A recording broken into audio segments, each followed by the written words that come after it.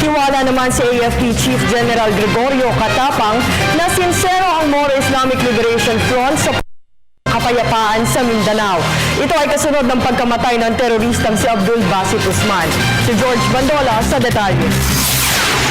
Naniniwala ang Armed Forces of the Philippines seryoso ang Moro Islamic Liberation Front sa pagtamo ng kapayapaan.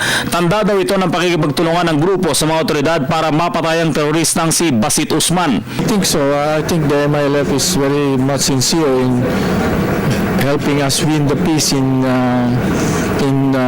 Mindanao. Pero nagpaalala si Katapang na hindi dapat maging kampante ang iba pang ayaw ng kapayapaan. May ng Bangsamoro Islamic Freedom Fighters ang dapat nilang habulin. May mga BIFF remnants pa, may ASG remnants pa. So we will address them. You're not stopping. Oh, there's no stopping on our neutralizing the BIFF remnants and the ASG remnants. Para sa Telebisyon ng Bayan, George Bandola.